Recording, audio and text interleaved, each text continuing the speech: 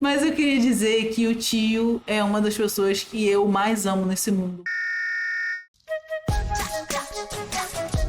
Olá, terráqueos! No vídeo de hoje, a gente vai reagir ao tio contando tudo que ninguém te conta sobre remédios para TDAH. Eu, como uma profissional de saúde e também neurodivertida, achei muito interessante esse vídeo, por isso quis reagir para ver o ponto de vista do tio e para dar meus pitacos também. Mas já queria pedir para você, antes de começar o react, deixar aquele like, se inscrever no canal, ativar o sininho. E se você gosta do meu trabalho e pode contribuir financeiramente com a continuidade do canal, aqui na tela tem o Pix. Também tem o Apoia-se Camarada Luna, que o link tá na descrição. Ou você pode se tornar membro aqui do canal para ter acesso aos conteúdos exclusivos da área de membros. É isso, bora lá? Então, galera, eu sou nutricionista e estou no processo de descobrir o meu TDAH. Meu companheiro é TDAH, meus melhores amigos são TDAH. O tio é TDAH e TEA. Então, vamos falar melhor sobre esse assunto. E estudante de medicina, verdade. Menino Israel, João, como está sendo o tratamento TDAH para você? Recentemente eu comecei, e aí eu me perdi inteiro aqui, desculpa, ao TDAH torando. Recentemente eu comecei um novo medicamento, está sendo muito bom, estou até mais comunicativo. Israel, eu dei muita sorte com o meu medicamento de TDAH. Por quê? Tem vários medicamentos de TDAH no mercado e as pessoas se adaptam melhor ou pior com cada um deles. Sim. Tá? Então, assim, isso foi o que aconteceu pra mim e não o que aconteceu em geral pra qualquer ser humano na Terra. Sim. O que eu tô querendo dizer com isso, gente? O tio não é médico. Quem vai prescrever medicamento para TDAH para você é o seu psiquiatra. Sim. Você pode usar a minha experiência para conversar com o seu psiquiatra. Exatamente. E ver o que pode ser melhor para você. Mas eu não sou médico. Dito isso, vamos lá. Medicamento para TDAH. TDAH, tá? E quem fala isso não sou eu, quem fala isso é a literatura farmacológica. É basicamente a única condição psiquiátrica que, quando o diagnóstico é bem feito e a pessoa tem mesmo, o remédio vai funcionar. Ponto. E esse é um dos motivos essenciais de que a gente tem quase certeza que eu tenho TDAH. Porque, gente, eu já tinha essa desconfiança, né? E aí, na época do vestibular, que eu tava fazendo o meu último ano de pré-vestibular, né, pra medicina, que foi em 2019, que foi o ano que eu passei. Olha que coincidência, galera. Coincidência? Acho que não, né? Eu já estava desconfiada de que eu tinha TDAH a vida inteira, isso foi comentado, mas nunca foi feito o teste, blá blá blá. Estava no meu último ano de pré-vestibular e eu já não aguentava mais, porque era o quarto.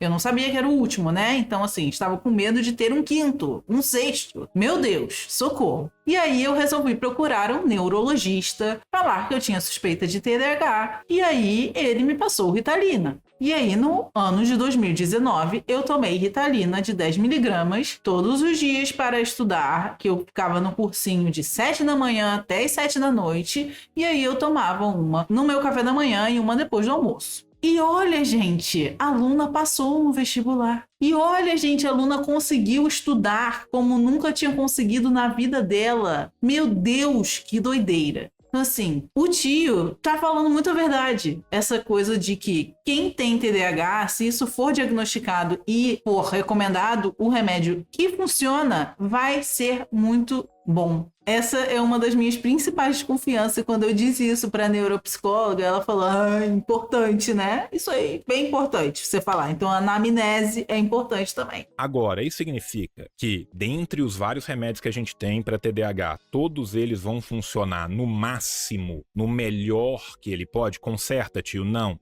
O meu é Venvance. Era Venvance, né? Agora eu só tomo genérico porque o Venvance original é muito caro. Uhum. Eu, no meu caso, tomei Venvance, lisdexanfetamina, que é basicamente anfetamina. E aí depois vem a galera falando sobre dorgas, né? Ai meu Deus, quer liberar as dorgas, como é ruim. Vocês aí tomam drogas todos os dias. Todo mundo que toma remédio, né? Vai o que aonde? Drogaria. Comparar o remédio, porque remédio é uma droga, né? Então assim, não venha com esses papos moralistas contra as drogas, porque todo remédio é uma droga. E deu certo demais pra mim. O que eu tive dificuldade pra achar é a dosagem.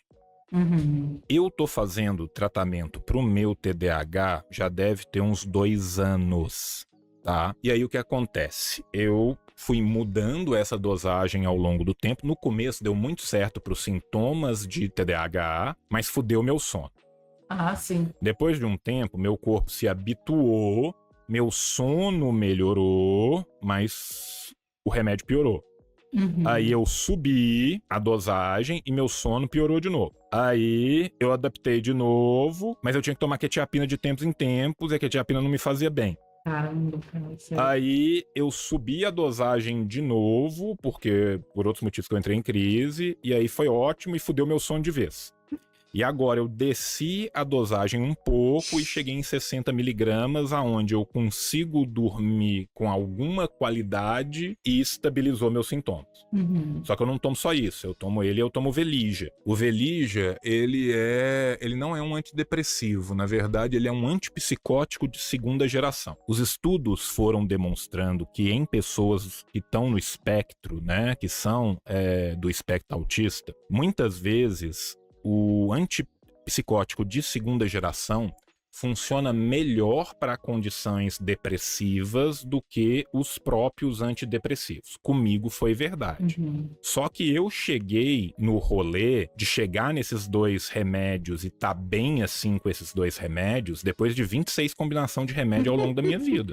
Cara, achar a dose de remédio, achar qual é a combinação de remédio que melhor funciona para você é muito difícil. Demora, a profissional que te acompanha tem que te conhecer muito bem. Então, é uma parada complicada. Eu também demorei muito para encontrar minha dose, por exemplo, da levotiroxina, né? Que eu tenho hipotireoidismo. Então, foi um longo processo. Saca? Por quê? Porque eu não tinha grana para fazer aquele exame. Tem um exame, né, muito potente, assim, tal, que é um exame genético. Ele olha todos os marcadores farmacológicos do seu corpo e do seu cérebro. E aí, ele te dá lá uma tabela falando isso aqui vai dar certo, isso aqui vai dar errado, isso aqui vai dar certo, isso aqui vai dar errado. Só que nenhum seguro cobre essa merda e custa... Pô, cara, assim, me pediram pra fazer esse exame, eu achei que o seguro cobria, há uns 3, 4 anos atrás. Na época custava R$3.000 e eu falei, cara, não tem, o seguro não cobre, foda-se. E eu não sei nem quanto que custa hoje. Gente, tá maluco. Esse exame seria incrível, né? Porque é isso também. Cada pessoa absorve as medicações de uma forma diferente. Todas as substâncias que você coloca para dentro do seu corpo vai ser de um jeito diferente. A aluna absorve as coisas de um jeito diferente de quem tá assistindo aí. Que vai ser diferente do tio, que vai ser diferente. Todo mundo absorve as coisas de forma diferente. Então, existe um exame para mostrar se você tem uma absorção mais lenta, mais rápida, tudo mais. Só que é caríssimo, né? E, obviamente, não tem no SUS. Farmacogenético, tio. Obrigado, Tony. Obrigado, Dunkel. Então, assim, mano, eu não tenho essa condição. Se você tiver, mano, faça e descubra qual remédio. Agora, o que acontece? Tem gente que dá bem com Concerta, tem gente que dá bem com Venvance, tem gente que dá bem com Ritalina, tem gente que dá bem com milhões de coisas. E tem gente que não. E aí a gente tem que entender também a evolução desses remédios. Qual que é o rolê da Ritalina? Ritalina é uma bomba, cara. O que ela faz? Ela despeja um tanto ali daquela anfetamina no seu corpo e aquilo funciona muito e num período de tempo curtinho. Sim. Esses outros remédios, tipo Concerta, Venvance e agora todos os seus genéricos, eu não sei se tem genérico de Concerta, eu nunca tomei Concerta. Esses remédios são de longa duração. Sim. Inclusive, tem a Ritalina que se chama LA porque ela é de lenta absorção. Então, tem até uma Ritalina que é essa LA que vai ser absorvida de forma mais lenta, então ela vai durar um longo período maior, igual esses outros remédios, né, que o tio tá falando, o Concerta, o Venvance. Só que é isso, esses remédios são caros. Para uma pessoa que é TDAH, esses remédios são basicamente de uso diário, então assim, a gente fica na mão se a gente não tem dinheiro para fazer essas coisas, né? E aí, hoje em dia estão sendo estudados também outros medicamentos mais naturais que podem ajudar no TDAH, e descobriu-se uma molécula nova na cannabis, que é o CBG, que tem sido utilizado, né, para TDAH e tem sido observado bons resultados. E assim, para quem é neurodivergente, o tratamento com a cannabis medicinal também pode trazer muitos benefícios. Então, até para reduzir essa quantidade de remédios, tem certas extrações, certas espécies, né, strains, né, esqueci a palavra em português, de strains. Tem certos tipos de pamonha que são específicos, cada genética, é isso aí. Tem genéticas diferentes que vão auxiliar em várias neurodivergências diferentes, sintomas diferentes, pessoas com ansiedade, pessoas com depressão, pessoas com TDAH. Então, procurem médicos prescritores de cannabis que podem ajudar nesse tratamento de neurodivergências. Eu vou deixar aqui linkado na descrição desse vídeo o contato do Gabriel, que foi o psiquiatra que veio aqui no canal fazer uma live com a gente, desmistificando mitos sobre a pamonha, né? E ele é médico prescritor de cannabis, meu amigo, revolucionário, maravilhoso. Então vou deixar aqui o contato dele para você aí que talvez tenha interesse em fazer o tratamento com cannabis medicinal. Significa, ele vai liberando um pouquinho, a pouquinho, a pouquinho, a pouquinho, a pouquinho. Então, é claro que esses remédios mais novo, mais tecnológico, tem uma tendência de funcionar melhor do que a Ritalina. Por quê? Porque a Ritalina é uma bomba, ela explode ali, faz o efeito dela e termina rapidinho. E aí, quando termina, dá aquela sensação de efeito rebote, saca? Você tava funcionando, você para de funcionar. Você fica assim, completamente exausto. É uma merda. Sim. Entende? Então, assim, isso te dá ansiedade no final do dia. Eu bebia muito, aí depois que eu parei de beber, tá vendo? É exatamente aqui o que ele tá falando, tá vendo? Esse é um efeito clássico da Ritalina. Clássico, clássico, clássico. Então, assim, durante muito tempo era muito proibitivo, cara. Muito proibitivo. Eu gastava uma grana, cara, que eu não tinha pra comprar Venvance. Sim. Hoje, ainda bem, quebraram a patente dessa merda muito mais barato. Ritalina LA veio depois, né, cara? Que é de longa ação, né? Que vai liberando de pouco a pouco, né? Que é de liberação continuada. Então, assim, tem gente que vai pra Tenta, tem gente que vai pro Concerta, tem gente que vai pro Venvance. Eu fui pro Venvance, deu certo. Ah, Concerta é a Ritalina de liberação prolongada? Tá vendo? Eu nem sabia, tá? Eu usei o Venvance e deu certo. Eu nunca usei Venvance, nem Concerta, eu só usei Ritalina. Pra mim, funcionou. Então, pra mim, deu certo. Meu problema depois foi dosagem, e é isso. Agora, faz diferença demais, velho. Faz diferença demais, cara. Você nota isso quando você fica sem. Por exemplo, já aconteceu de eu viajar e esquecer o remédio. E essas desgraças desses remédios são tudo com aquelas receita amarela, né, cara? Então você não consegue essa porra em qualquer lugar, saca? Não é um bagulho que você liga pro seu médico e fala, me manda a receita aí. Não, é aquelas receitas amarela, que é tudo controlado e não sei o quê. E aí, tipo assim, velho, eu passei 3 dias sem. Mano, é horrível, saca? E isso é uma coisa também, cara, que é muito entristecedor. Eu não sei se mais gente aqui... É porque assim, cara, eu tenho ciclotimia e distimia, que são basicamente desenvolvimentos que eu tive por não ter o diagnóstico certo a minha vida inteira, e isso me tornou uma pessoa muito triste, muito deprimida em longa duração. Eu ri porque o tio tem um monte de coisa, né, gente? O que o tio tem? Sim. Porque você se sente muito alheio ao mundo, muito diferente, muito isolado, muito perdido nas coisas, saca? E é uma merda e tal. Então, assim, a minha geração, as pessoas de 40, 50 anos, que têm diagnósticos normalmente muito tardios, que têm diagnósticos, né, já na sua meia-idade, já com a sua vida adulta muito avançada, é muito comum a gente ter outros CIDs, outras doenças, outros transtornos neuropsicológicos por conta disso, porque a gente passa uma vida inteira cuidando de consequência e não de causa. E vamos falar a verdade, né? A gente começou agora a ter essa coisa de cuidar da saúde mental, de cuidar dos traumas, de não repetir ciclos tóxicos que nossas famílias nos fazem, né? E pra gente repetir com as futuras gerações. E eu acho que é algo muito recente, que a galera que tem a idade do tio ou que é um pouco mais velha não teve. Então, assim, nossos pais, nossos avós não tiveram esse cuidado com a saúde mental, essa preocupação que a gente tem hoje. Tantos remédios, tantos tratamentos, tantos profissionais. E aí acabam, né, levando uma vida inteira para descobrir que certos comportamentos que podiam ter sido descobertos antes não foram porque não tinha esse cuidado. Porque quem fazia psicólogo antigamente, né, gente? Quem ia no psiquiatra antigamente? A galera tinha um grande preconceito e só quem ia nesses profissionais era a galera que falavam que era maluco, né? Então, se hoje a gente ainda tem tanto preconceito, imagina há 20, 30 anos atrás. Sabe? E a gente foi a geração que foi filho dessa galera que, né, não cuidava da cabeça, não. Exatamente, até porque não tem nada de errado em ser neurodivergente. É só que a gente vive num sistema que nos padroniza, que quer que a gente siga um padrão X. E tudo que é divergente, diferente daquilo que se espera, é caracterizado como neurodivergência. Isso até é um conceito que, pensando numa sociedade onde a gente não tenha tantos padrões e tantos comportamentos esperados, talvez, né, neurodivergências só fossem pessoas comuns. É óbvio que existem graus. É óbvio que numa sociedade socialista ainda existiriam pessoas com autismo grau 3 que vão precisar de suporte para fazer muitas coisas, com outras neurodivergências que são graves e que não teriam sido extintas, entre 1 zilhão de aspas.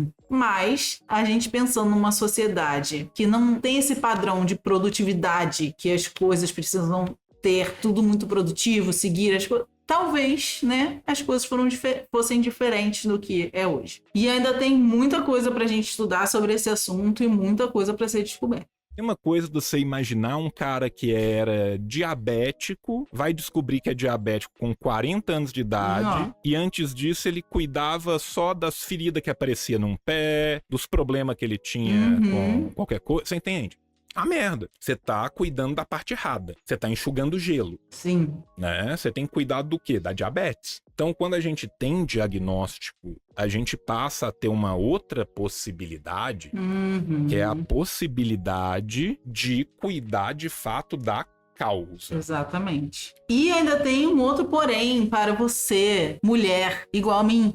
Tá? Nós, mulheres, somos socializadas, ensinadas desde pequenas a seguir certos padrões que escondem nossas neurodivergências. Então, o diagnóstico de TDAH, de autismo principalmente, e de outras neurodivergências em mulheres adultas é extremamente difícil, porque a gente mascara, porque a gente encobre padrões para ser produtiva, porque a sociedade nos impõe que a gente seja assim. Então é extremamente difícil e é exatamente por esse motivo que eu exigi que a minha avaliação neuropsicológica fosse realizada com uma mulher que vai conseguir entender o que é coisas que são padrões da sociedade exigindo de uma mulher ou que realmente são neurodivergências e até porque ela própria é uma mulher autista. Então, assim, é exatamente por esse motivo que também eu fui procurar a avaliação neuropsicológica para entender a minha rotina, entender quais são os padrões que eu tenho hoje que realmente podem ser ajudados, que tenham coisas que possam facilitar a minha vida, sabe? Que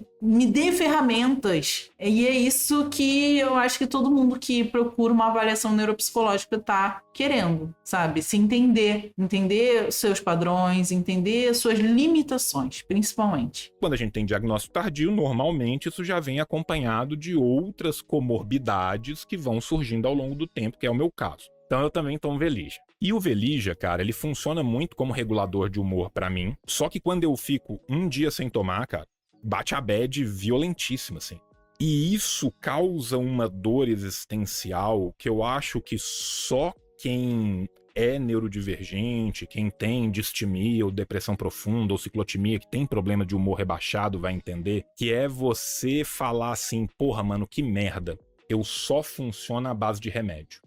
Eu só funciono enquanto eu tô tomando essa porra. É foda, cara. Ninguém quer ficar tomando remédio pra vida inteira, sabe? Ninguém quer se entupir de remédio. Eu sou super a favor da gente tentar tirar. É assim, óbvio que não é pra tirar tudo, porque os remédios salvam vidas de fato. Mas eu acho que existe também uma hipermedicalização. Existe toda uma classe médica que acha que tudo vai resolver com remédio. E que não é 100% assim. Bastante não é assim. Então, acho que a gente precisa encontrar esse equilíbrio e tomar o remédio na medida da necessidade mesmo, sabe? Do que é essencial e necessário e não mais do que isso. Chega tantos pacientes pra mim tomando uma cacetada de remédio, sabe? E eu fico, cara, os remédios eles têm consequências. Os remédios eles, inclusive, podem competir entre si, podem causar efeitos cruzados, né? Que a gente fala da interação remédio, fármaco, nutriente, né? Também podem interagir com as coisas que a gente come. Então, não é indiscriminado o uso de remédio. Esse é o meu ponto. Como eu vejo muita gente fazendo por aí. Um dia que eu passo sem tomar essa porra e o abismo já grita meu nome de novo e você pensa assim, porra, que vida é essa? Por que eu sou assim e tal?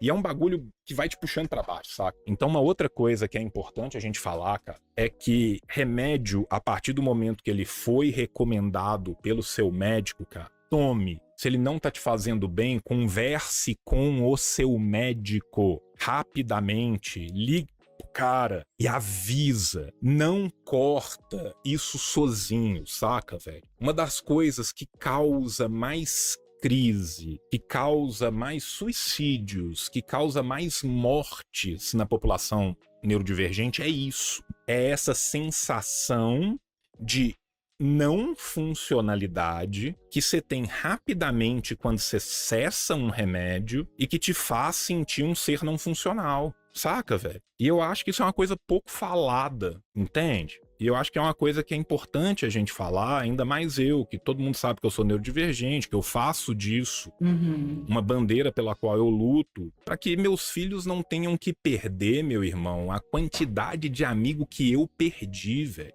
Nossa, sim. Saca, cara? Entre meus 20 e meus 40 anos, cara, eu perdi facilmente 9 ou 10 amigos próximos, pessoas da minha convivência, por autoextermínio, velho. Saca? Então, assim, a minha geração foi uma geração de muito lar partido, de muita quebra de família e tal, anos 80, e muita gente sem diagnóstico, e muita gente muito depressiva, saca? E eu acho que a gente tem que conversar desse tipo de coisa, cara, porque é uma coisa absurda. Absurda. Sim. O Brasil é o país mais ansioso do mundo, né, gente? A gente tem altos níveis de ansiedade no nosso país. E isso que o tio tá falando é muito real, gente. Não parem de tomar remédio porque vocês acharam aleatoriamente. E também não comecem a tomar remédios sem um indicativo do médico, sem realmente ter sido prescrito por um médico habilitado para prescrever essa medicação. Mas é isso, também procurem outras opiniões de outros médicos se vocês desconfiarem que, nossa, talvez acho que tá demais essa quantidade de remédio aqui que estão passando. Não me senti bem, o médico não quis trocar o remédio. Então, assim, são médicos e médicos também, não vamos generalizar os médicos, né? Então, assim, se o seu médico for uma pessoa legal, que te acompanha mesmo de fato, que tá ligado nas coisas que você tá sentindo, que percebe, que te acolhe, é isso. Toda mudança que você sentir, converse com o seu médico, converse com a sua médica, fale o que você tá sentindo por conta do remédio, fala que o que não tá funcionando, fala que não quer mais tomar, fala que quer tomar. Então, assim, fale. Não se automediquem e não parem de tomar remédios arbitrariamente. Principalmente remédios psiquiátricos. E que ceifa muita vida, velho.